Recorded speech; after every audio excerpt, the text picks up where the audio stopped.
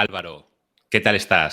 Bienvenido. Hola, hola Pablo, muchísimas gracias. Pues muy bien, ¿tú qué tal? Bien, muy emocionado con esta entrevista que vamos a hacer. Creo que va a salir muy bien. Muchísimas gracias por estar aquí conmigo. Es un placer tenerte aquí. No, muchas gracias a ti, la verdad, por darme la oportunidad y la visibilidad, ¿no? Pues de hablar de un tema que me interesa, que me emociona y del que llevo trabajando tanto tiempo. Bueno, y agradecerte también de parte de la compañía, ¿no? Que nos des esa visibilidad, que es importante al final. Muchas gracias a Oh, ti. hombre, qué menos, estáis haciendo un trabajo excelente. Antes de nada, me gustaría presentar a Álvaro. Álvaro comenzó su carrera en consultoría y desde entonces ya saltó hace 5 años a blockchain. De hecho, ¿de la mano de Finboot o ya habías empezado haciendo algo de blockchain fuera de Finboot? O sea, había empezado antes de eso, ¿no? De hecho, en la empresa en la que trabajaba, que nos centrábamos, pues eso, ¿no? En hacer consultoría para mediana, pequeña y gran empresa, de hecho, para todo tipo de empresas. Ujú. En ese momento, el que era el CEO y el fundador conocía blockchain desde la parte de inversión y también desde la parte de desarrollo. Estamos hablando, yo creo que ya de hace, pues mira, unos 7 años o 7 años y medio. O sea, blockchain en ese momento era un gran 2015. desconocido. Claro, sí, Sí. sí, blockchain era un gran desconocido en ese momento, ¿no? Había empezado, Ethereum empezaba a tener bastante tirón y entonces fue en esa empresa en la cual empecé a entrarme, ¿no? Dentro de este ecosistema. De hecho, creamos la primera meetup, diría en España, de blockchain, que era la Barcelona Blockchain Meetup, y Sí. también creamos, de hecho, una empresa específica dentro de esa consultora que se llamaba, en ese momento era Traura Blockchain, y nos centramos en la parte de, pues, intentar introducir esta tecnología en el entorno empresarial, ¿no? En ese momento nadie había escuchado de la tecnología y la verdad es que tuvimos una buena aceptación y fue ahí donde empecé pues, a adentrarme en este mundo. Claro, hablamos del momento en que justo las ICOs empezaban a petarlo, Bitcoin empezaba a acercarse a los $20.000 y ahí hubo como el segundo gran hype, ¿no? El primero cuando tocó 1.000 y luego ya cuando tocó 20.000, crash y de vuelta. Exactamente, hubo Mm, un momento, era un momento muy, muy interesante, ¿no? Porque también que yo creo que es muy guay de recordar, que es la parte de la DAO, que mm. fue uno de los grandes proyectos que hubo en el ecosistema blockchain en ese momento, ¿no? Era una iniciativa realmente muy bonita de, pues, inversión y gestión y que, claro, al final ves un poco cómo las cosas empiezan a funcionar, también algunas pueden fallar, como fue el que empiezas a entender, ¿no? Cómo puede y el impacto que puede tener esa tecnología Sí, en el futuro, ¿no? Entonces, la verdad es que fueron momentos, pues yo los recuerdo pues eso, muy bonitos, ¿no? Muy guays. sí. Y siempre lo has abarcado desde el punto de vista de desarrollo de negocio y estrategia de ventas B2B, ¿no? Ese ha sido tu enfoque en blockchain, bueno, y de tu carrera, ¿no? Exactamente. O sea, yo nunca me he centrado en la parte tan customer-centric, por así Ujú. decirlo, ¿no? Yo me he centrado, perdón, en la parte de cliente final, yo me he centrado en la parte más empresarial. Desde esta consultora, incluso a día de hoy, siempre he trabajado con empresas. De hecho, durante una época también hice conferencias dando a conocer la tecnología en diferentes puntos, tanto de España como fuera, ¿no? Pero siempre enfocado en eso, en el mundo empresarial. Muy bien. Y hoy eres Head of Product en Finboot. Finboot, para quien no lo sepa, es una empresa que facilita la adopción de tecnologías DLT, Distributed Ledger Technology, en las operaciones diarias a clientes top que tenéis como Repsol, Iberia o Savic. Sí, Eh, exactamente. desde 2000, o sea, llevas 5 años ya aquí, ¿no?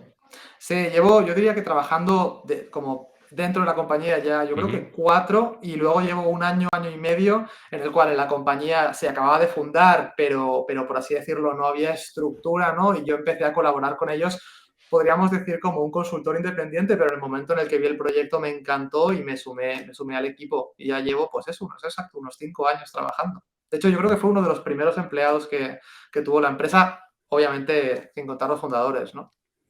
¿Y cómo ayuda Finboot a sus clientes? ¿A qué se dedica Finboot? ¿Qué es lo que hace?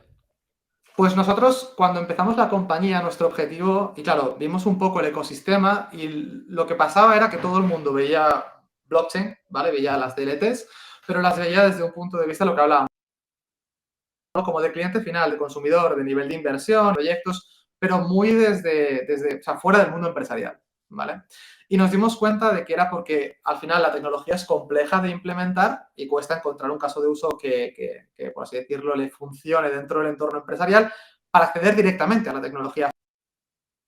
Trata como una especie de middleware o de gap, ¿no? Y eso es lo que hemos creado una plataforma que se llama Marco, que lo que permite es a las empresas o bien desarrollar aplicaciones o conectar sus aplicaciones con la tecnología blockchain, ¿vale? Facilitándoles esa implementación o esa conexión, o bien utilizar nuestras aplicaciones para casos de uso como son reconciliación de datos, como son trazabilidad, ¿no? Como son creación de product passports, diferentes casos de uso que a día de hoy son requeridos, ¿no? Y cada vez más.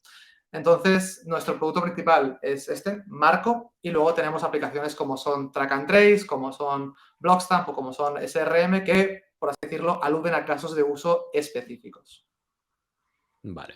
Y ya tenéis casos de éxito, ya, bueno, estáis trabajando con estas empresas donde me imagino que ese reto que tú planteabas al principio, donde decías, oye, que es que al principio no habían caso de éxitos, y ahí me acuerdo que precisamente el momento en el que hablas de 2015, 2016, cuando las empresas, de hecho de consultoría, algunas con las que hablé yo, querían entrar en este mundo, el reto al que se enfrentaban era decir, bueno, pero ¿cuáles son los casos de éxito? No habían. Y romper esa barrera es algo difícil que en Finboot además ya habéis conseguido, ¿no? Sí, exacto. Hay dos partes ahí. La parte como bien dices, ¿no? El caso de uso, dónde vamos a implementar la tecnología y el por qué, ¿no? Ahí ha habido una gran pelea, obviamente, Mm, ¿no? Pues obviamente, como tú bien dices, blockchain y Bitcoin tiene algo bueno y tiene algo malo. Al final, la tecnología blockchain se ha de separar del mundo de las criptos. Y eso es algo que cuesta y que ha costado mucho, aún cuesta. Es algo que cada vez se ve y se nota más en el entorno empresarial que la gente divide la parte de la tecnología de la parte de las criptomonedas, ¿vale? sí. Pero aún hay un enlace con eso. Y por lo tanto, es muy gracioso, ¿no? Porque podemos ver incluso cuando la tecnología, cuando la moneda, ¿no? Cuando Bitcoin y las criptos están en auge, hay un interés latente, ¿no? Por la tecnología, pero en el momento en el que baja, ¿no? Y en el momento en el que, por ejemplo, hay un crash en el mercado o el mercado baja por lo que sea, la gente es más reticente, ¿no? Y el Pero CPM sube, ¿no? exactamente, exactamente. Es muy curioso. Y o sea, durante los últimos años estamos viendo que la gente ya está desligando estos dos conceptos, ¿no? Cuando empiezan a hablar de blockchain hablan de la tecnología y luego dejan separado la parte de las criptos. Y esa ha sido una pelea desde el principio, ¿eh? Mm. Con cualquier conversación comercial que ha estado ahí. La verdad es que nosotros lo hemos podido superar de manera sencilla porque nosotros nunca nos hemos aliado a la parte de cripto. Por lo tanto, siempre hemos podido hablar desde el punto de vista tecnológico, de los bienes que puede hacer la tecnología desde un punto de vista tecnológico, ¿vale? Y además hay una parte y es que a las empresas les costaba mucho adoptar la tecnología porque trabajar con las blockchains es complicado. O sea, si tú quieres trabajar con Ethereum, tienes que aprender Solidity. Si tú quieres trabajar con Hyperledger Fabric, tienes que adaptarte a sus sistemas. Si tú quieres trabajar con cualquier tecnología blockchain, te tienes que adaptar a esa tecnología en específico, ¿no? Por eso nosotros, cuando creamos Marco, lo que hicimos fue crear una capa de abstracción. Nosotros somos, y de hecho yo no diría que acuñamos el término, pero fuimos uno de los primeros quizá en utilizarlo, que es blockchain agnostic. Nosotros trabajamos con todas las tecnologías. Nuestra plataforma Marco permite trabajar de manera indistinta con cualquier tecnología blockchain. Actualmente trabajamos con Ethereum y con Hyperledger Fabric porque son las que más han sido adoptadas, pero podemos trabajar con cualquiera, ¿vale? Sin afectar a la lógica de la aplicación, a la lógica de negocio. Para resumirte esto de manera muy sencilla, lo que significa es que si tú utilizas por ejemplo, un software de trazabilidad o un software en tu empresa, un RP, el cual quieres conectar con blockchain, si tú quieres hacerlo con Ethereum directamente, tienes que programar en Solidity, tienes que adaptarte a esa infraestructura, a esa tecnología y crear una serie de procesos, de sistemas que interactúen con esa tecnología específicos, ¿vale? Nosotros rompemos con esta idea y conectamos tu aplicación con Marco y luego Marco se conecta con la tecnología que tú quieras. De esta manera, si en algún momento tú quieres cambiar la tecnología blockchain o quieres integrarte con otra, no tienes que alterar para nada tu aplicación. Tu proceso de negocio, tu aplicación de negocio va a seguir funcionando exactamente igual y luego la conectaremos nosotros con la parte pues más, por así decirlo, de la blockchain, ¿no? A través de Marco. Vale. Entonces, todo lo que me acabas de explicar reviste cierta complejidad. Me imagino que para un Chief Innovation Officer pues es más cercano, para un CTO, según el buyer personal que podáis tener, que luego podemos hablar más tarde acerca de eso y del comité de compra, que con vuestros clientes me imagino que debe ser muy complejo. Pero he visto mucho que en la estrategia que tenéis, lo más visible es que vuestra estrategia se centra mucho en webinars, masterclass, tenéis un canal de YouTube ciertamente activo. Entonces, me imagino que eso forma parte de una estrategia, ¿no? ¿Nos puedes hablar más al respecto? Porque Sí, veo que es una sí, estrategia muy enfocada a la formación de vuestras audiencias, ¿no? totalmente. De hecho, desde que empezamos a hablar con clientes, ¿vale? Una de las cosas que vimos es que hablar de la tecnología es importante en el momento adecuado. Ujú. Al final, lo que tenemos que hablar con clientes y lo que le interesa es entender los beneficios puros para su negocio, ¿vale?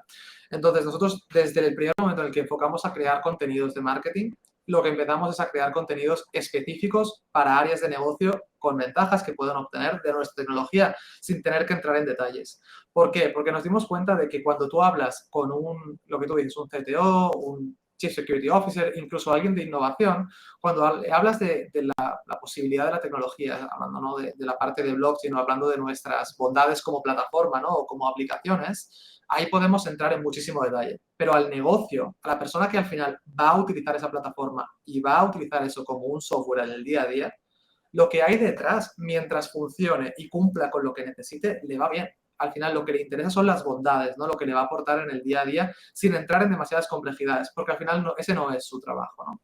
Entonces, lo que nos hemos centrado desde el principio es en crear contenidos que vayan enfocados en negocio, que les den soluciones reales, claras y fáciles de entender, ¿vale? En cuanto a lo que comentas de estrategia, hay una parte ahí interesante y es que nosotros somos bastante también sector agnóstico, ¿no? O sea, trabajamos con muchos sectores. Entonces, lo que decidimos fue, por un tema de profundidad, ¿vale?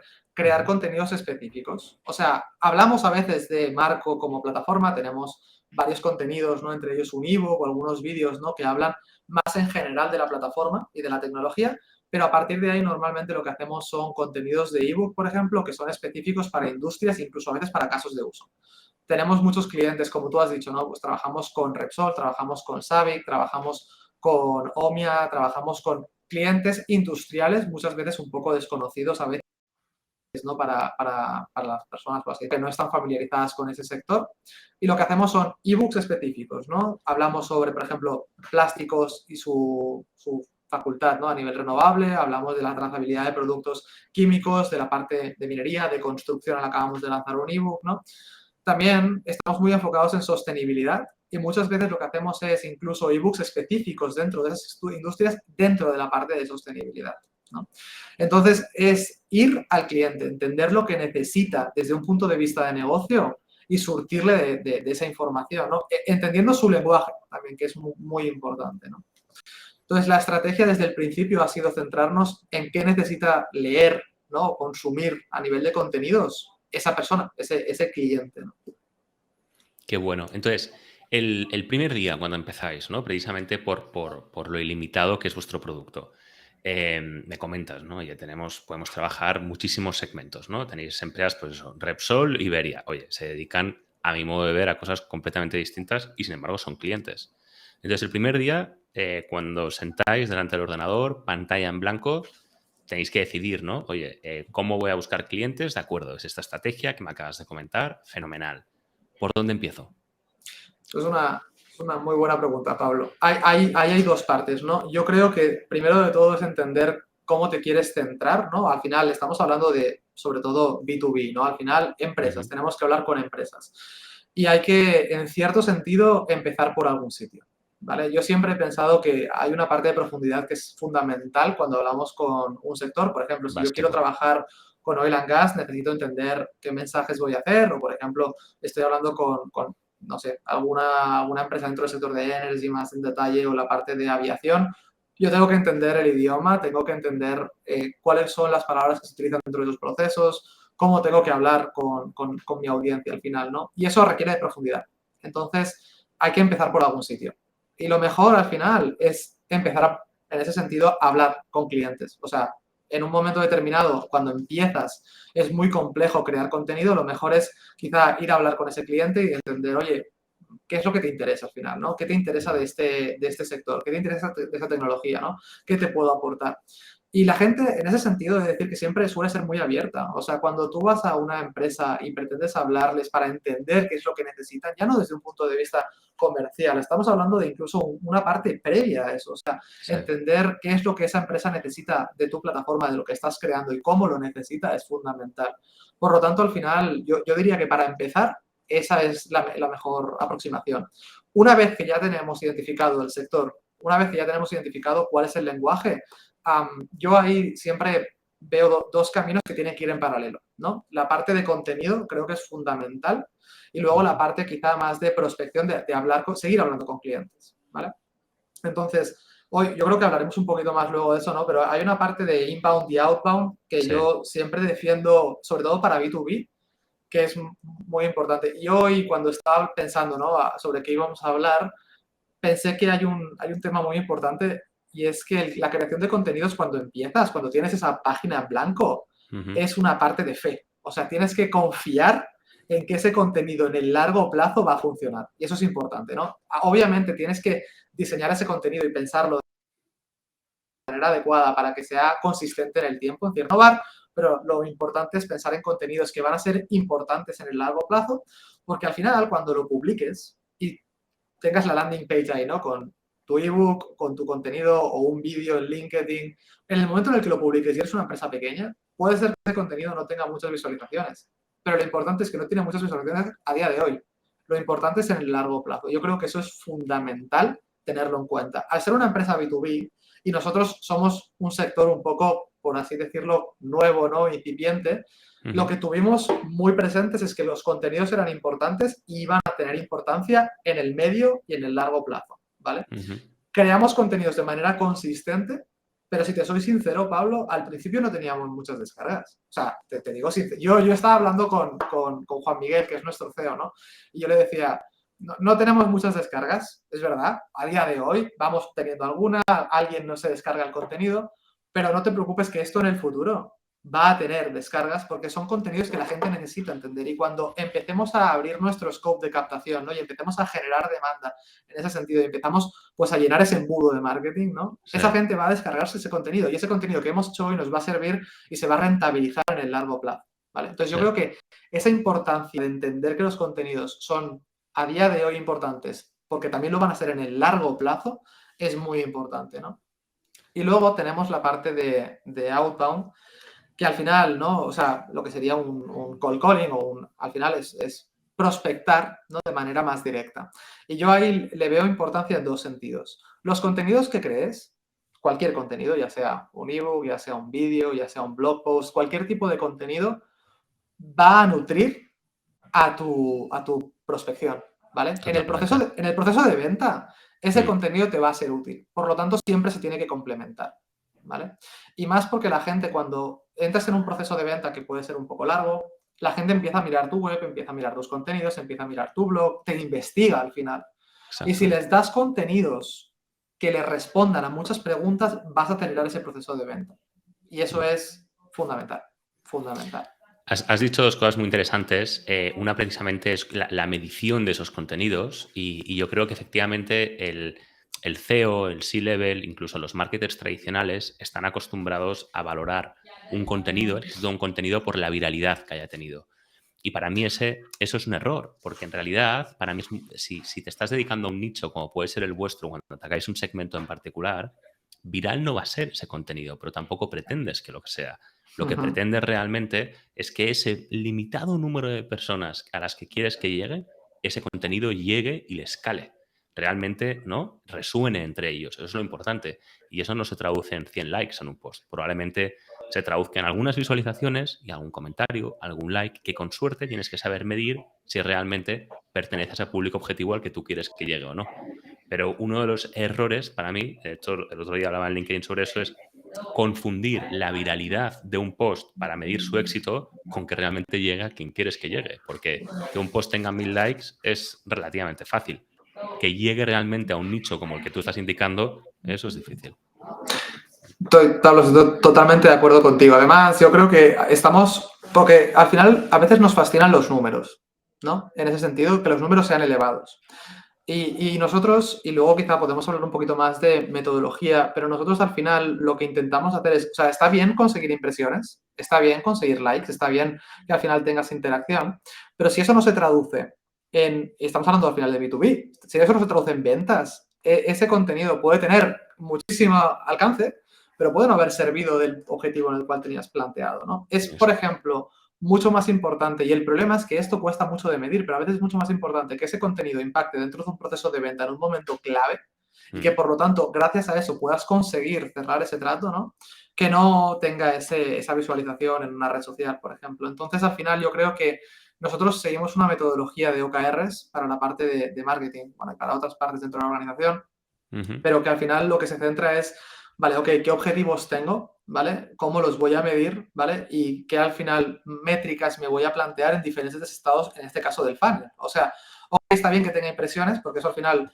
me está diciendo que hay gente que está visualizando ese contenido, pero de ahí cuántos, por ejemplo, marketing qualified leads, sales qualified leads, cuántas personas dentro del funnel estoy influenciando. Ahí también obviamente entra mucho, ganan relevancia las herramientas para medir y cómo lo estás midiendo, ¿no? Pero sí, estoy de acuerdo contigo que los likes y las visualizaciones son importantes, pero hay que entender también cómo ese contenido está nutriendo tu funnel para que Sí. al final acabes cerrando, que es lo que te interesa, ¿eh? Y estamos hablando, pueden haber procesos más largos o más lentos, pero al final lo que te importa es eso, ¿no? Al final cuántos deals estás cerrando, cuántos clientes han entrado dentro de la plataforma o diferentes tipos de monetización, pero al final lo que importa es el objetivo final, ¿no? Ahí entra el análisis cualitativo y es cuando realmente te das cuenta que en B2B, si se hace análisis única y exclusivamente cuantitativo, realmente no te da toda la información que estás buscando, ¿no? Y de hecho, en el último episodio de mi podcast lo explicaba. Si uno lee en Google Analytics o todo en marketing B2B sus principales fuentes de tráfico, se da cuenta que siempre es directo, social y organic. Si analizas de dónde vienen tus clientes porque se lo preguntas, pues probablemente vengan a través de todos los contenidos que estáis haciendo. Entonces, si se hace un análisis cuantitativo de lo que te dice una plataforma de atribución, como puede ser Google Analytics, las conclusiones son erradas, porque a lo mejor la conclusión inmediata después de ver eso sería, pues voy a invertir más en Google Search. Y realmente los clientes no vienen por ahí, ¿no? Totalmente. Entonces, el otro punto que habías indicado que me pareció súper interesante es que cuando hacéis outreach, cuando hacéis account-based marketing, me comentabas que precisamente todos esos contenidos sirven para enriquecer el embudo del outreach que estás haciendo, ¿no? Entonces, yo quería preguntarte cómo complementáis ambas estrategias, porque además me parece súper interesante. Uno de los principales retos cuando se hace outreach, cuando se hace ABM, es generar confianza con una persona que no te pide información, que vas tú directamente a ofrecerle pues ciertas soluciones o algo en particular. Entonces, ¿cómo complementáis ambas estrategias? ¿Cómo lo hacéis? Pues mira, yo te plantearía un poco yendo a la pregunta inicial de cuando empiezas, ¿no? Tienes ahí Ujú. una página en blanco y qué haces, ¿no? Yo, al final, si tú pones una, y obviamente depende mucho del producto, ¿eh? Pero aquí estamos hablando de B2B y claro, en nuestro caso estamos hablando de una empresa que tiene un software relativamente complejo, tanto de entender como de vender, ¿no? Que hemos aprendido a hacer marketing de él y a cómo lo vendemos, ¿no? Pero al final lo importante es el feedback directo. Y yo, sobre todo, al principio es mucha iteración, ¿no? Sí. Entonces, cuando empezamos, lo que hicimos fue, necesitamos vender también en el corto plazo para satisfacer, al final, métricas de crecimiento que necesitamos, ¿no? Para poder, pues, o bien levantar rondas de financiación o bien, ¿no? Sobrevivir como empresa. Y entonces empezamos a contratar y a generar una estructura de outreach, por así decirlo, tradicional, ¿no? Pues SDR es un Business Development Manager, Account Executive, este tipo de estructura, ¿no? Ujú. Y al final, primero de todo, eso es necesario en nuestro caso, ¿no? Siempre, porque trabajamos con grandes empresas, por lo tanto, siempre necesitas un equipo de ventas que gestione esa venta hasta el final, ¿no? Podemos hablar un poco más en detalle de cómo es nuestro, creo que luego hablaremos, ¿no? Quizá de cómo es el proceso, ¿no? De ventas, pero al final siempre vamos a tener alguien que está interactuando con la empresa para poder vender, ¿vale? La pregunta es cómo se originan esas primeras conversaciones, esas primeras reuniones, ¿vale? Y ahí siempre tenemos a alguien que, como tú bien dices, contacta de manera fría, ¿no? Por LinkedIn, o bien nos entra a través de inbound directamente y ya se continúa la conversación. Se contacta a través de LinkedIn, nos hemos dado cuenta de que los contenidos son fundamentales para poder generar confianza. En ese sentido de que yo, por ejemplo, en vez de decirte, de enviarte un párrafo, ¿no? Un párrafo grande de texto, que seguro que tú recibes igual que yo, ¿no? Por LinkedIn, un párrafo y dices, hostia, pues yo ahora esto quizá no me lo quiero leer, ¿no? Mm. Muchas veces el mensaje es muy importante y por lo tanto ahí entra un tema de marketing de contenidos fundamental, o sea, cómo estás pues, por así decirlo, generando un framework de comunicación con la parte de outreach, o sea, y eso es básicamente contenido. Y luego, cómo puedes enviar contenidos quizá en las primeras conversaciones para poder facilitar la comunicación. Que yo te envíe un ebook o, por ejemplo, que yo haya visto que hayas publicado algo en LinkedIn y yo pueda enviarte un contenido relacionado con eso, ya no simplemente porque quiero tener una reunión y te quiero ver, simplemente porque creo que te puede ayudar, ¿no? Y que puede responder a alguna de las preguntas que tengas, eso es fundamental. Porque a partir de ahí, ellos se descargarán esos contenidos, coge la empresa y en el largo plazo obtendrás esa reunión. Entonces, al Sí. final, hay muchas sinergias entre la parte de prospección y la parte de marketing de contenidos. Y yo creo que se complementan de muy buena manera, ¿no? Y ya no solo para la primera reunión, sino para lo que hablábamos, para la parte de seguimiento de esas Ujú. reuniones. Y si me permites también complementar algo que últimamente estamos viendo mucho, nosotros antes íbamos a eventos, pero durante este año hemos asistido a más ferias, ¿no? Y ahí, al final, no te diría que se hace prospección pura y dura, no es un cold calling directamente, ¿no? Entras, hablas con gente y demás, pero incluso en esas reuniones primeras en las cuales se puede hacer en un evento, ¿no? O puedo hablar con alguien haciendo cold calling dentro, ¿no? Prospección directamente dentro de ese evento, los contenidos son fundamentales porque yo te reparto un Total. contenido, te lo descargas, lo ves, yo hago una charla, tengo ese contenido ya, ¿no? Por lo tanto, yo creo que el equipo de ventas y la parte de marketing en una empresa B2B tienen que confluir siempre en casi todas las actividades, ¿no? Y es Mm. fundamental que estén alineados en la estrategia. Totalmente, totalmente. Pues precisamente hablando de contenidos, he visto que tenéis un blog. Yo te había comentado que te quería preguntar al respecto porque es una pregunta un poco, por mi parte, tiene doble filo, porque yo soy autoproclamado anti-SEO. No es que esté en contra del SEO, pero hoy en día me genera dudas. Me genera dudas porque considero que es difícil generar tráfico recurrente a un blog y, y que de ahí se convierta a cliente es algo que pocas veces veo. Entonces, yo os quería preguntar sobre la estrategia que tenéis con vuestro blog, si realmente os está trayendo clientes o es que lo tenéis encajado desde un punto de vista diferente. Porque, oye, si os funciona, maravilloso. Me gusta aprender al respecto porque, ya te digo, yo estoy todos los días machacando a los que hacen SEO y me encanta poder escuchar, pues, bueno, cuál es tu punto de vista al respecto para, pues, para poder aprender, ¿no? Es una buena pregunta, ¿eh? Y la Mm. verdad, imagínate si con las landing page y los contenidos, al principio cuando empezábamos con la empresa teníamos poco conversión, lo que te decía, al final una parte más de fe, ¿no? Tú imagínate con el blog, ¿no? Pues al final, obviamente al principio hay muy pocas visitas, hay poca visibilidad, pero yo es algo que igual que de las landing pages, también lo digo, hay una parte ahí que es fe, porque en el largo plazo es útil, ¿vale? Y te quería comentar una cosa. Yo estoy de acuerdo con el SEO. Yo la verdad es que nosotros somos malos en el tema del SEO, que tenemos que mejorar, tenemos mucho camino por mejorar en la parte de SEO, pero porque utilizamos el blog, ¿vale? Más que como captación, como una herramienta de mantener actualizados a nuestros clientes y pues a los posibles clientes que tenemos, ¿no? Bien. Hay una parte que yo voy a aconsejar a toda tu audiencia que hable en B2B, que es sobre las press release. O sea, las notas de prensa, cuando consigues un cliente, son muy importantes. Yo la verdad es que era bastante escéptico de ello, Ujú.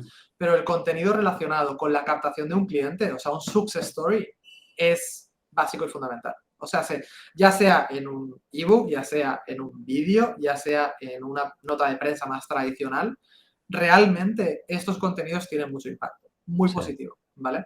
sí. Entonces, el blog muchas veces es más un entorno en el cual vamos colgando cosas, más que porque gente entra en nuestra web a ver nuestro blog, hay gente que Ujú. lo hace, yo la verdad es que a veces me sorprendo del tiempo que la gente invierte dentro de nuestro blog, a veces que me pongo a mirar Analytics o herramientas como Hotjar, que a mí me encanta, yo soy un poco geek de esto, ¿vale? Yo me pongo a mirar y a veces me sorprende porque realmente la gente invierte mucho tiempo en nuestro blog. De verdad, de verdad. Pero más que la conversión que pueda haber de ahí, es porque muchas veces, por ejemplo, tenemos conversaciones abiertas, ¿no? Con posibles clientes del sector químico y Ujú. de repente hay alguien que ve una nota de prensa, por ejemplo, con Savic, ¿no? Que es una empresa, pues, muy importante, gigante, ¿no? A nivel internacional. Y al final ven esa colaboración y dicen, ostras, vale, aquí hay algo interesante, ¿no? Aquí ya tengo una validación de una empresa muy reconocida dentro del sector que trabaja con Finboot, oye, pues quizá les contacto. Entonces, eso sí es importante. Y luego porque al final es una manera también de compartir esto en LinkedIn. O sea, es un entorno en el cual redirigimos directamente desde LinkedIn para poder consumir este contenido. Mm. Entonces, estoy de acuerdo contigo en la parte del SEO, más esa parte, ¿no? Pero yo creo que el blog sigue teniendo una herramienta más de comunicación quizá más de directo conversión o de lo que te digo, ¿no? De leer constantemente. Más táctico, ¿no? O sea, si Exacto, de repente publicáis algo, pues tener una plataforma de apoyo desde donde podéis publicar en LinkedIn y, vale. totalmente. Bueno, sí, sí, le veo sentido. O sea, no, y si lo estáis haciendo además como os va, seguro que con éxito, ¿eh? Pero lo que me acabas de explicar veo que es sensato, ¿sabes? Que se adapta. Sí, Yo sí, sí. Normalmente, lo que quiero decir es que cuando estoy en contra del SEO es porque muchas veces el SEO tiene como objetivo generar tráfico. Eso significa atender a las keywords, al algoritmo de Google, con lo que es muy difícil aportar valor a tu cliente potencial si piensas antes en el algoritmo que en tu cliente. Pues entonces es muy difícil crear valor y luego que además se puede generar muchísimo tráfico, pero luego ese tráfico hay que convertirlo y convertir ese tráfico a clientes es muy difícil, sobre todo cuando el objetivo del SEO es únicamente generar tráfico, ¿sabes? Entonces, Totalmente.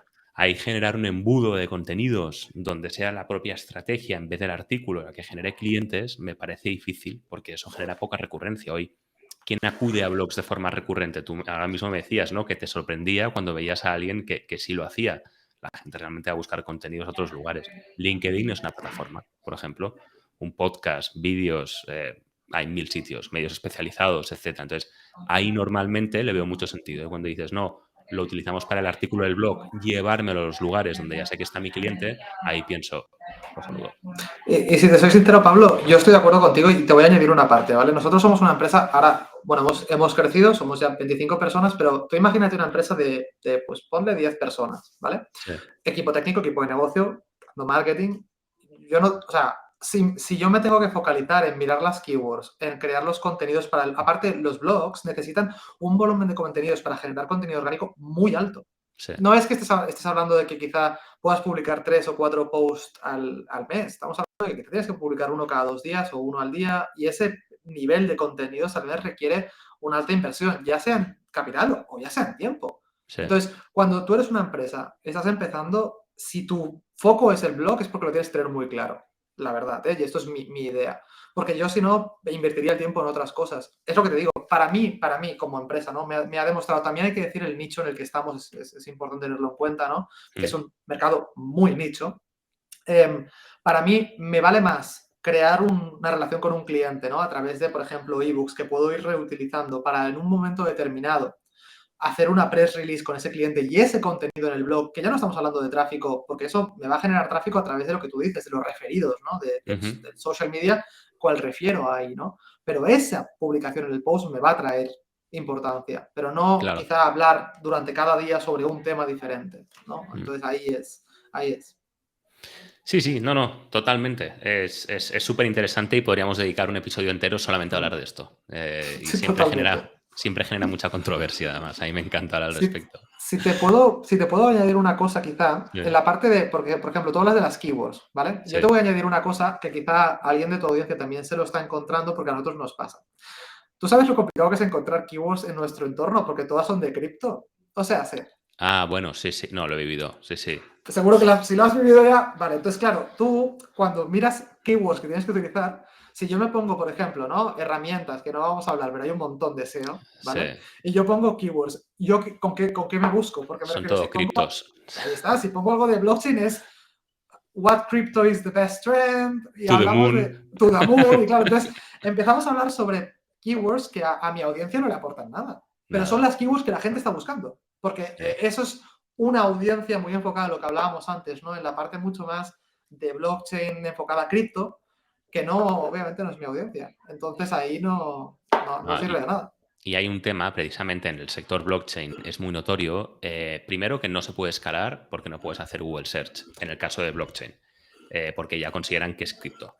Eso en primer lugar. En segundo lugar, el problema que yo me encuentro con muchos casos, como en blockchain, porque como te decía es muy notorio, es que podemos utilizar una serie de keywords que son de alta intención de compra, que lo que hacen es que nos saltemos gran parte del embudo. O sea, a mí, ¿qué es lo que me ha gustado, lo que me has explicado? Coges el post del blog, te lo llevas en LinkedIn y ahí lo que intentas muy probablemente es que tu cliente identifique la necesidad y ahí pase por todo un journey de proceso de toma de decisión.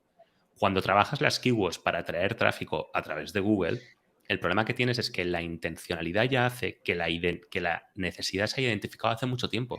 Entonces ya llegas tarde. Y ese para mí es el principal problema del SEO. Y si encima tiene este factor, como te comentaba, que no puedes escalarlo porque, según Google, cualquier empresa de blockchain se dedica a la estafa de criptomonedas, pues entonces Totalmente, es un totalmente. problema. Bueno, entonces, cambiando de topic. ostras, trabajáis con empresas como Repsol, como Iberia.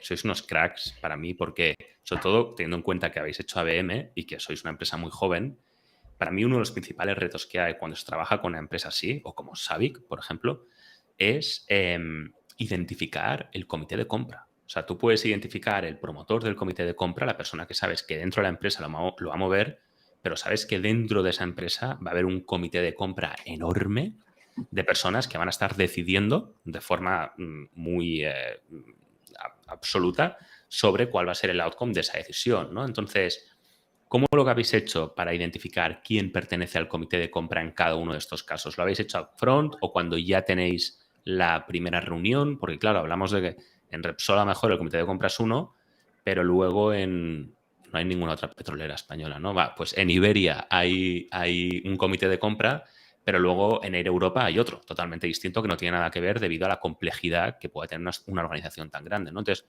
¿cómo afrontáis ese reto de trabajar el comité de compra?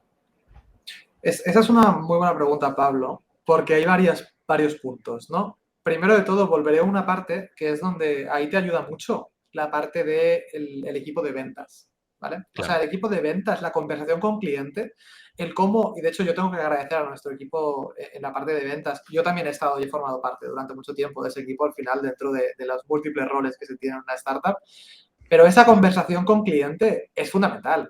Al final, hay muchas ideas y estructuras predeterminadas y mucha gente te hablará sobre que tienes que conseguir un champion y ese champion, ¿no? te enseña dentro de la empresa. Eso es totalmente cierto y es fundamental. Tener a alguien que te apoye dentro de la estructura y la empresa donde vas, ¿no?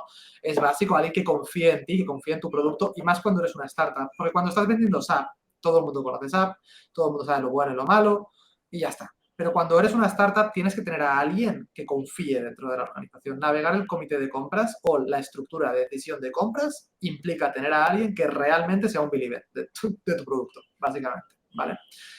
Y entonces, si lo hacíamos upfront, si no, hemos tenido momentos y procesos de todo, ¿vale? Nos ha costado mucho y yo creo que a todas empresas, startup, B2B, le cuesta entender cómo funcionan las grandes, sobre todo si no has trabajado en una gran empresa antes. Yo siempre Claro. he estado en el entorno de startup, siempre con empresa, pero al final vas aprendiendo cómo funcionan las empresas y cada empresa es muy diferente. Dentro de un proceso de compra intervienen muchos factores, no solo lo bueno que puedas aportar a esa empresa, hay temas políticos, las empresas grandes siempre tienden a tener muchas estructuras y hay una parte ahí, ¿no? De entender y navegar quién quiere conseguir y cómo lo quiere conseguir, tanto puede ser ascender dentro de esa organización como puede ser o sea, hacerse ver, ¿no? Dentro de esa organización, con quién podríamos decir tiene buena relación, con quién quizá la relación no es tan buena y cómo se navega esa estructura, ¿no? Incluso ya, y no estamos hablando de que sea tu empresa, tu cliente, y tienes que entender realmente cómo funciona ese entorno pues dentro de esa organización, que al final es un ecosistema completamente separado del tuyo, ¿vale? Hacerlo upfront es importante, tener identificado y entender desde un punto de vista, ¿no? ¿Quién es tu cliente? ¿Quién es la persona que va a decidir? ¿Quién es tu champion? ¿En qué área de negocio estás? Si tienes soporte de innovación o si no lo tienes. O sea, a entender todo es súper importante. IT, por ejemplo, siempre que hablamos de una startup que sea tecnológica, juega un rol y es un rol importante y tiene mucho poder dentro de las organizaciones. Entender cómo se colabora, todo eso es muy importante. Pero yo creo que aunque lo puedas generalizar y es importante para los contenidos, ¿no? A nivel de marketing, ¿no? A nivel de cómo tú enfocas los contenidos, es importante entender qué tipo de roles hay para poder generar contenidos para diferentes roles dentro de esa organización, ¿vale? Y una vez entras dentro del proceso, cómo lo navegas depende de una organización para otra. Hablarás con tu champion, esa persona te ayudará, te navegará, entenderás las diferentes personas, tendrás diferentes reuniones a diferentes niveles, cómo tienes esas reuniones, cómo las tienes que enfocar, qué contenidos compartes con esas diferentes personas, ¿no? Pero es una estructura compleja, como digo, ¿no? Y hay que tomarla, sobre todo cuando hablas de gran empresa, ¿eh? Hay que tomarla cada una, te diría que casi por separado, ¿no? Y a veces incluso es rentable crear un contenido específico para una conversación con ellos, ¿vale? Porque te va a aportar mucho valor entendiendo ese contexto, ¿no? Claro. O sea, habiendo entendido todo lo que te he comentado. Claro, de ahí la importancia de la estrategia que tenéis de contenidos, porque generar ese champion es difícil. Conseguir no Totalmente. solamente que alguien identifique la necesidad, sino que se motive a asumir el riesgo que va a tener reputacional dentro de la organización si la apuesta en vosotros no sale bien y en decidirse a ayudaros tanto, porque efectivamente es muy complejo una empresa tan grande ir moviéndose de esta manera y de ahí que la estrategia de contenidos os funcione, ¿no? Porque si no, con un anuncio donde iba a salir una landing page para que en un formulario y le llame a alguien de SDR, perdón, a alguien de SDR, un SDR, va a ser muy difícil generar ese champion. Totalmente. Y de hecho, o sea, no sé si todos tenemos en mente la típica campana de adopción. Claro, Sí, los que me estáis escuchando, pues obviamente, pero entended esa parte, ¿no? Esa campana típica donde la de tenemos Rogers. exactamente, early adopters, tenemos la parte pues hay un gap siempre ahí, ¿no? Después de o sea, tenemos innovators, early adopters, tenemos la early majority, la late majority y los laggards, ¿vale? Y al final, es muy gracioso. Las compañías se distribuyen dentro de esta campana. O sea, hay compañías que son más innovadoras, hay compañías que lo son menos, hay compañías que simplemente no quieren innovar por el tipo de compañía de cultura que tienen, ¿vale? Pero es que el problema es que dentro de este tipo de organizaciones, al ser tan grandes, también tienes perfiles de todo tipo, que encajan en diferentes momentos, ¿vale? Entonces, es muy importante entender qué tipo de perfil es con el que estás hablando, dónde está, para tener una conversación diferente. Si yo hablo con una persona que está más en la parte de innovar, que lo que quiere es aportar innovación dentro de la empresa, que está más en la parte izquierda, ¿no? de la curva al principio, lo que yo le voy a es intentar fascinar. O sea, al final lo que me interesa es su parte emotiva y emoción de la tecnología, porque al final, quizá como yo, es un geek y al final lo que le interesa es pues intentar aportar tecnología, lo que le interesa es la dinamización, que su empresa, aunque sea muy grande, sea innovadora, ¿no? Pero si yo hablo, por ejemplo, ¿no? Con un directivo, por ponerte un ejemplo, que hay directivos de todos tipos también, pero con un directivo que está más en la parte de que, pues quizá en la late majority, ¿no? Que son empresas o son gente que adopta tecnología una vez que ya es mainstream, que ya está en todos lados, mi enfoque tiene que ser completamente diferente. Le tengo que hablar mucho más de retorno, le tengo que hablar mucho más de mi estructura, quizá de mis certificados, le tengo que tratar en ese sentido, ¿no? Desde un punto de vista mucho más analítico, formal y estructurado, que quizá no tan pasional. Más ¿Vale? técnico. Es diferente el cómo se encaja el contenido. Una pregunta. O sea, estamos hablando de marketing, ¿eh? Sin que entre en juego SDRs. No, estamos hablando de marketing. O sea, estamos hablando Vale. de qué tipo de contenido y cómo lo tengo que enfocar en perfiles diferentes dentro de la En el organización. approach. O sea, exactamente. Cuando hablamos de contenidos enfocados a un C-suite, por ejemplo, es muy diferente a contenidos enfocados a un entorno, ¿no? Por así decirlo, de operaciones del día a día, ¿no? De Claro, business. Es claro. muy diferente ese contenido. Entonces, también dependiendo y entendiendo dónde quieras encajar tu contenido, tienes que enfocarlo de manera muy diferente, ¿no? Los textos tienen que ser diferentes, incluso las imágenes, o sea, cómo construyes ese contenido tiene que ser muy diferente. O sea, ¿cuál sería la journey entonces? Identificamos en un segmento la persona con la que queremos hablar, quién Ajá, creemos que puede llegar a ser el champion para ver qué tipo de contenidos tenemos que empezar a producir, exactamente. del feedback que habéis tenido, entrevistas con clientes potenciales, haciendo investigación, ya sabéis más o menos de qué tenéis que hablar. Ujú. Esto, de hecho, lo has dicho y también es algo que comparto muchísimo, es la complejidad que implica encontrar ese equilibrio perfecto entre lo que tu audiencia quiere escuchar y de lo que tú quieres hablar. Ese equilibrio siempre es muy complejo y lo has mencionado tú antes. Entonces, a partir de ahí, ¿cómo hacéis llegar el contenido y cómo se empieza la journey de esta persona? Es decir, ¿le impactáis con el contenido con una campaña o se lo enviáis directamente siempre por ABM y a partir de ahí esperáis a que os contacte o le contactáis vosotros? ¿Cómo funciona toda esta journey de descubrimiento? Pues, Pablo, hay por los dos lados. Hay una parte, como tú bien dices, ABM directo, que es, oye, pues le enviamos el contenido, ¿no? Que creemos que le puede interesar. Luego también lo publicamos, hacemos algunas campañas que también tienen retorno, ¿no? En contactos directamente, ¿no? Para que luego podamos entrar en un proceso, ¿no? de conversación. Y luego también lo publicamos en nuestro LinkedIn e intentamos que la gente lo referencie. Cuando te digo que son incluso algún contenido compartido, alguna colaboración, alguna nota de prensa con alguna otra empresa, Qué eso bueno. es muy importante también, que lo publiquen ellos, porque entonces ahí lo que hacen es que refieren mucho tráfico de Claro, su red. Eso es claro. un valor Exacto. increíble, porque al final mucha de esa gente puede ser tus propios clientes. Piensa que cuando hablamos también de empresas tan grandes, sus proveedores pueden ser también empresas muy grandes, ¿no? Entonces, al final, toda esa red que tienen es súper potente, ¿no? Sí. Que en parte te la puedan transmitir. Y una vez estamos en esa conversación, ahí es donde entran lo que te comentaba, los dos tipos de contenidos, ¿no? Por ejemplo, el hecho de tener un vídeo de una success story tuya, ¿no? De un cliente que haya sido exitoso, ¿no? Y que hayas podido compartir y crear un vídeo, un contenido o un ebook alrededor de eso. Eso es muy potente porque además a la propia persona a la que se lo puedes enviar, a quizá se lo puede pasar a quien sería el responsable de compras, a quien sería su directivo que quizá toma la decisión, ¿vale?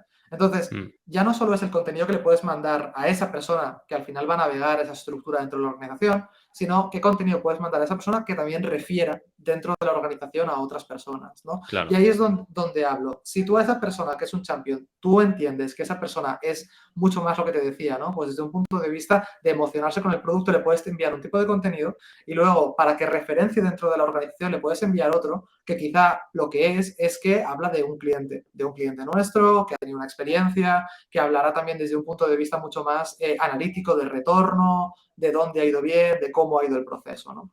Son dos contenidos muy diferentes para dos públicos diferentes.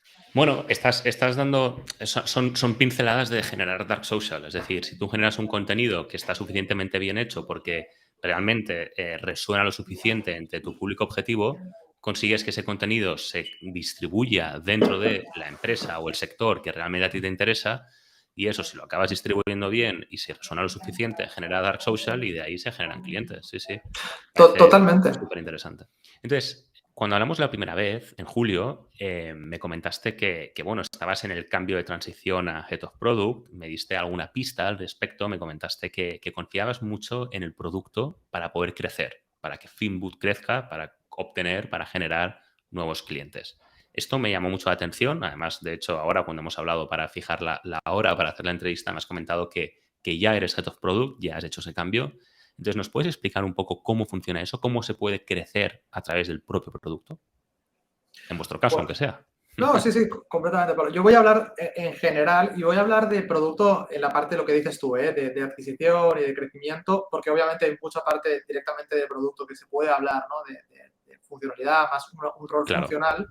Pero hablando de la parte de lo que sería, pues, más influenciador, ¿no? Por la parte de marketing dentro del producto, ¿no? Hay una parte, no sé si llamarle, hay una metodología o hay un movimiento que es la parte de... Dime, Pablo. Perdón, te interrumpo. O sea, acabas de diferenciar dos aspectos distintos. Uno, Claro. implementar nuevas funcionalidades al producto para que básicamente los clientes que ya tengan contraten más servicios, es lo que has dicho, ¿no? Sí, o sea, al final, yo como Head of Product, ¿vale? O sea, yo por así decirlo, mi rol dentro de la organización es asegurarme de que el producto, ¿vale? Tiene una visión a futuro. Al final, el rol de Head of Product y el rol al final dentro del producto es entender realmente cuál es el por qué existimos como empresa, ¿vale? El por qué nuestro producto, al final nosotros como empresa tenemos un producto, un marco y las aplicaciones, el por qué esto existe, ¿vale? Cuál es atado a nuestra visión estratégica por qué este producto existe, para luego identificar las necesidades de nuestros clientes, tanto actuales como futuros, ¿vale? E introducirlo eso en funcionalidades que se usen, monitorizarlas y poder continuar y generar continuidad sobre el producto para hacerlo crecer, ¿vale? Al final eso es como yo lo veo.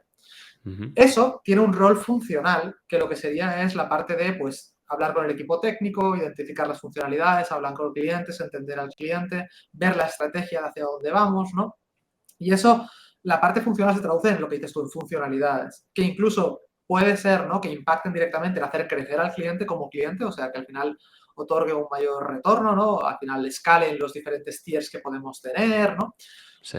Pero aparte de eso, también hay una parte de crecimiento a través del marketing. O sea, entender, y esto obviamente viene muy ligado a la parte de product hacking, ¿no? De growth hacking, ¿no? Que al final es lo que te decía, no sé si llamarle metodología, movimiento, pero bueno, que se ha utilizado mucho, sobre todo en Estados Unidos, ¿no? Para hacer crecer productos a través de estrategias de marketing dentro del propio producto, ¿no?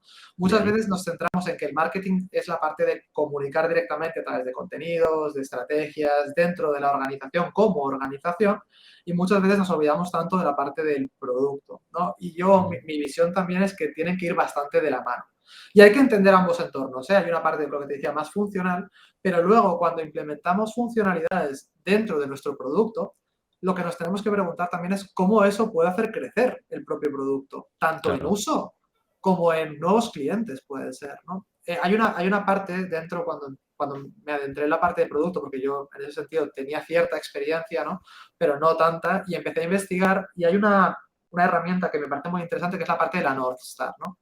Dentro de la parte de producto siempre identificas una métrica o una señal de dónde quieres ir, qué es lo que quieres hacer crecer, ¿vale? Puede ser número de usuarios. Me parece que hay una página muy famosa, hay como una imagen muy famosa que te muestra las de las principales empresas, ¿no? Por ejemplo, creo que Netflix es watching time, ¿no? Tiempo de visualización dentro de Netflix, ¿no? Sí. Entonces, esa métrica lo que va a hacer es que tú, dentro del entorno funcional, priorices determinadas funcionalidades y te centres en crear funcionalidades que incrementen, en ese caso, el tiempo de visualización, ¿vale? Pero, por ejemplo, si esa métrica fuera la de crecer en usuarios, tú vas a hacer funcionalidades que lo que hagan es que compartan con usuarios externos la plataforma o la herramienta, ¿vale?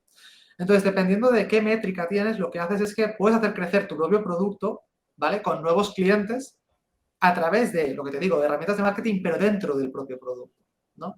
Hay el típico que seguro que todos nos vamos a identificar. Yo soy un gran consumidor de Globo, ¿vale? No es que lo pregone, pero soy un gran consumidor. Y el típico referido de los 5 euros que tienen, me parece ahora, ¿no? Por amigo, ¿no? Eso es un ejemplo de cómo herramientas de marketing se Sí. introducen dentro del producto para poder hacer crecer el producto y clientes de manera indirecta. En este caso tienen un coste directo, ¿no? Del coste de esos 5 euros para la ventaja, ¿no? del amigo, pero muchas veces no tienen por qué ser así. Puede ser directamente invito a un amigo. Te hablo más en nuestro caso, por ejemplo, nosotros trabajamos con grandes empresas en lo que te decía, ¿no? La parte de la plataforma Marco, y tenemos una herramienta, tenemos una aplicación que se llama Track and Trace, que es para hacer trazabilidad de productos, ¿vale? No voy a entrar mucho más en detalle, pero en este caso, nuestros clientes trazan productos a través de nuestra herramienta y a veces le piden a sus proveedores o a sus clientes después, ¿no? Dependiendo de dónde estén dentro de la cadena de valor, que también utilicen nuestra herramienta. Yo puedo introducir funcionalidades que lo que hagan es que faciliten que su entorno alrededor de ellos también utilice mi herramienta y al final acabe dentro de nuestro ecosistema, que es lo que a mí me interesa, ¿vale? Y esta es una manera de cómo introducir valor, ¿no? A través de funcionalidad, expandiendo el uso, ¿vale? Aplicar marketing a la parte del producto. Es básicamente eso. Luego, si a la gente le interesa, podríamos pasarnos también el día hablando sobre temas y estadísticas dentro del producto, marketing directamente, ¿no? Entendiendo cómo navegan por las diferentes aplicaciones, cómo puedo pues generar más eficiencia a través de esas métricas, ¿no? Eliminando funcionalidad o añadiendo funcionalidad. Pero al final es aplicar esos conocimientos dentro del marketing a la parte de producto. Súper interesante, súper interesante. La verdad es que ahora lo entiendo mejor y es algo, claro, desde el punto de vista de growth en producto, nosotros no solemos entrar, así que para mí es un universo nuevo, me parece súper interesante lo que acabas de explicar, sobre todo el punto en el que has dicho, claro, en función de las métricas que tengas, tomas unas decisiones u otras. Eso nosotros en growth lo aplicamos muchísimo también. Es súper importante. Nosotros siempre que trabajamos con un cliente, unas primeras cosas que hacemos, la primera es market research y la segunda, un dashboard de métricas. Porque es que en función de las métricas que pongas, realmente tomas unas decisiones u otras y es brutal cómo condiciona. Sí, totalmente, Pablo. Y a veces no es fácil medir, a veces no es fácil. No. Última pregunta que te quería hacer, es una pregunta un poco más general, que puedes responder con la concreción que tú quieras.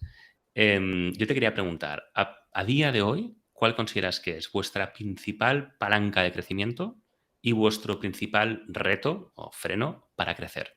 Desde un punto de vista de growth marketing.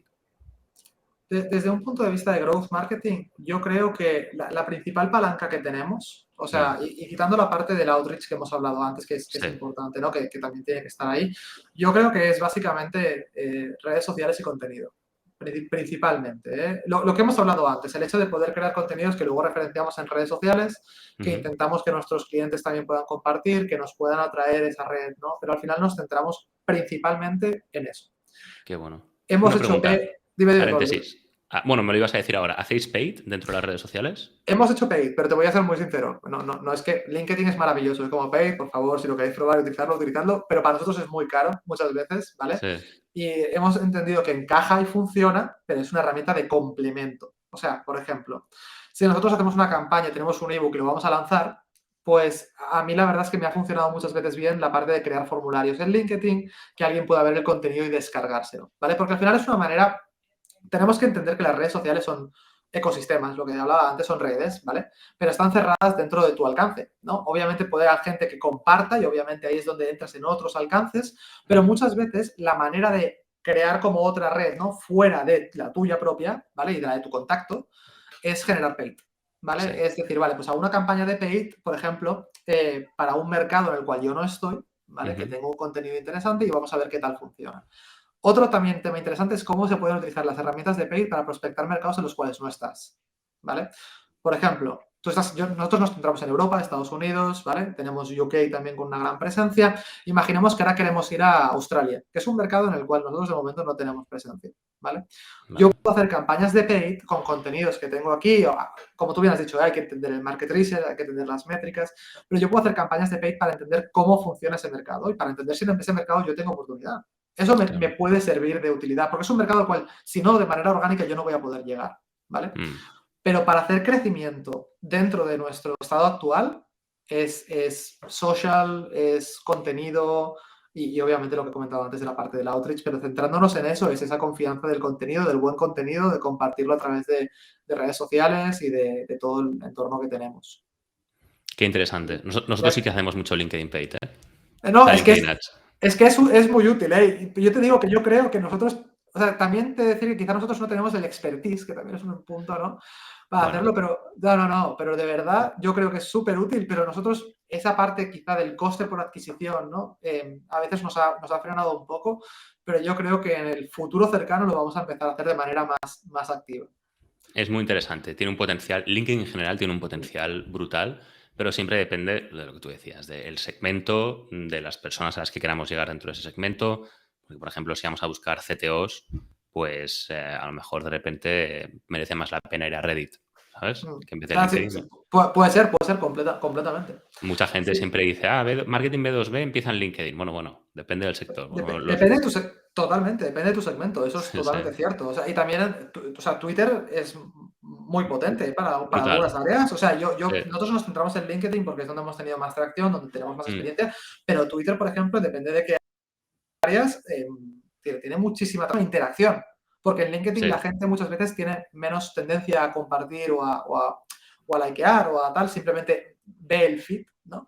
En Twitter, por ejemplo, hay mucha conversación, mucha actividad, es súper potente. O sea, ¿Habéis hecho algo en Twitter ya? nosotros tenemos Twitter y siempre compartimos, a la vez que compartimos en Vale. LinkedIn, pero es lo que digo, nosotros LinkedIn, quizá por nuestra red y por cómo lo hemos enfocado, nos ha funcionado mejor.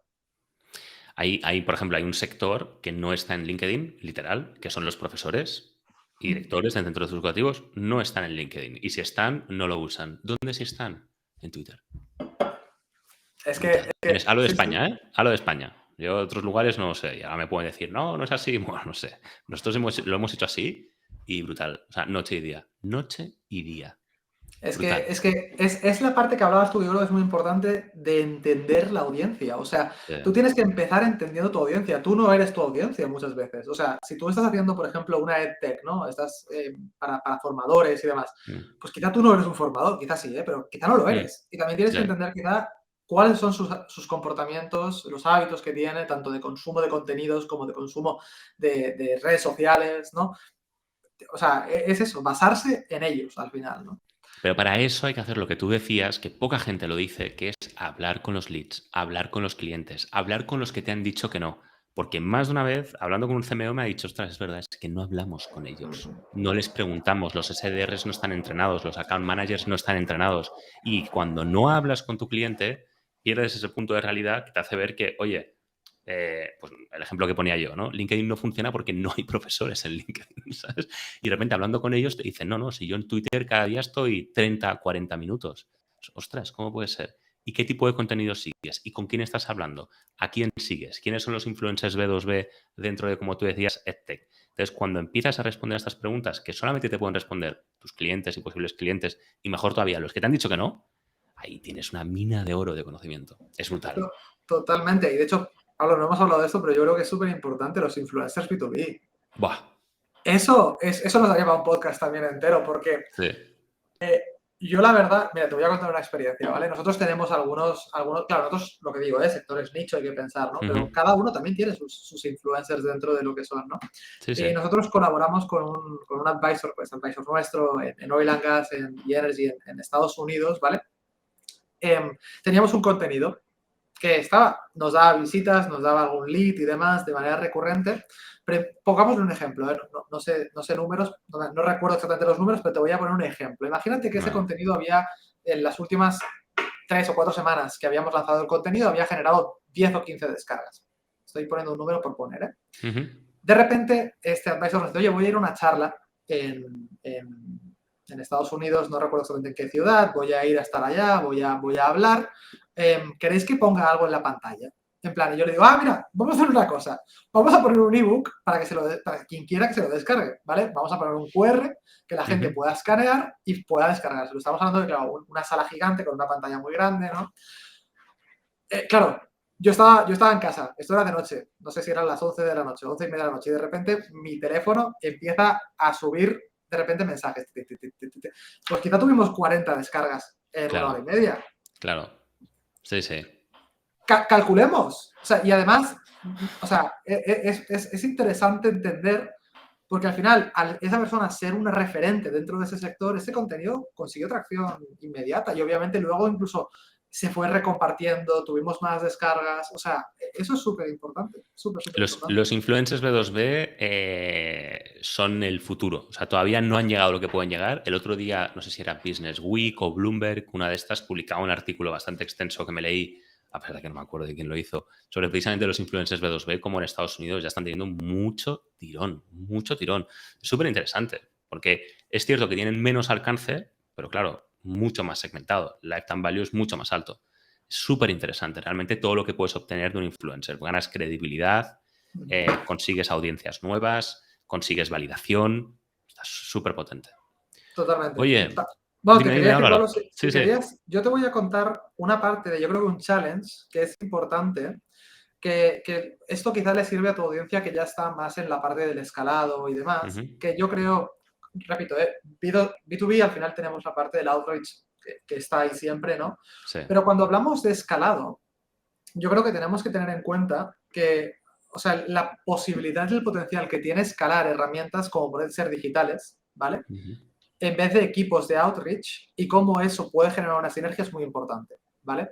Porque si yo me centro solo en la parte, estamos hablando específicamente de la parte del outreach, cuando lo vaya a escalar a nivel internacional con muchos equipos, gestión de equipos, es complejo, es muy complejo. Entonces, yo siempre he sido un defensor de que el outreach es muy importante, sobre todo y quizá incluso por lo que dices tú, porque el hablar con el cliente a mí me ha ayudado muchísimo. El hecho de estar en reuniones comerciales, hablar con diferentes tipos de levels, ¿no? Dentro de una organización, te hace entender muy bien cómo funciona, cómo se habla con ellos, ¿no? Cómo se comunica con ellos.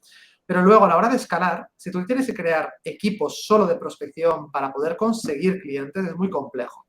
Si tú creas una estructura buena de marketing digital que te Sí. permita crear difusión, generar embudo, crear audiencia al principio, crear conversión y luego eso lo sabes escalar. Eso es muy potente, muy potente. Y lo que digo, tienen muchísimas sinergias, se complementan muy bien.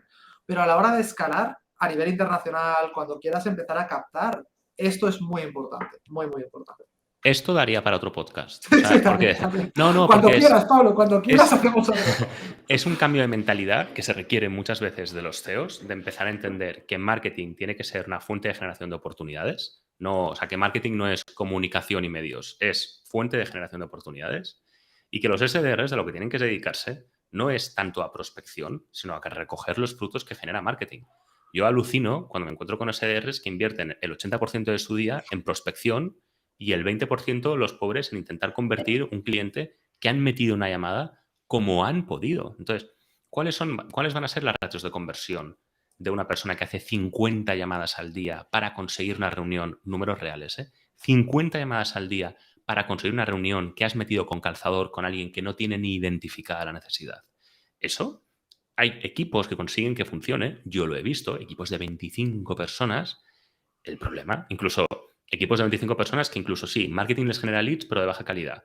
Incluso en esos casos, ¿cuál es el problema que tienes? Que a largo plazo no perduran. es muy difícil mantener la motivación, es muy difícil escalarlos, es muy difícil luchar contra la rotación de estos equipos. Porque lo que pasa con estos equipos es que cada 3 meses te cambian de cara. Entonces vas un día, es un equipo, vuelves al cabo de 3, 6 meses, ese equipo ha cambiado. Y solamente se han quedado los 2 o 3 que son unos cracks que no se sabe cómo lo hacen, que acaban convirtiendo. Pero escalar ese tipo de modelos, efectivamente, es dificilísimo. Cuando se entiende, como lo entendéis vosotros, que marketing lo que tiene que hacer es generar oportunidades para alimentar los SDRs, todo cambia y es mucho más escalable. Primero porque ya no necesitas 25 SDRs. A lo mejor con 3 tienes suficiente, con lo que ya el coste te baja. Y segundo, porque efectivamente cuando consigues generar oportunidades a través de un método, eso luego se puede escalar, efectivamente. Y se puede escalar en cualquier país, con cualquier volumen. Y esa es la clave. Y requiere un cambio de mentalidad. Solamente el cambio de mentalidad ya es un esfuerzo dentro de la empresa, ya es un reto. Y es brutal que penses así.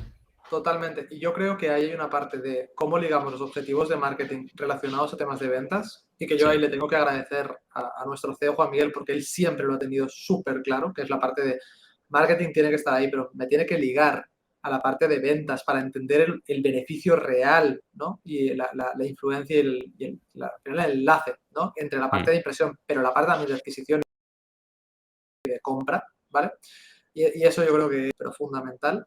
Y luego también lo que dices tú, las métricas de conversión de la parte de outbound y la parte de inbound. O sea, me refiero cuántos de esos leads al final llegan a clientes, por qué sí, por qué no, ¿no? También entender el por qué se falla, que es básico, que yo creo que también es algo cultural que tenemos que cambiar, que es entender, o sea, está muy bien el éxito, pero esos leads no se han convertido. O sea, ¿por qué esa gente no me está cogiendo el teléfono? ¿Por qué esa gente no me responde a LinkedIn? ¿Por qué esa gente no se descarga un contenido? ¿No?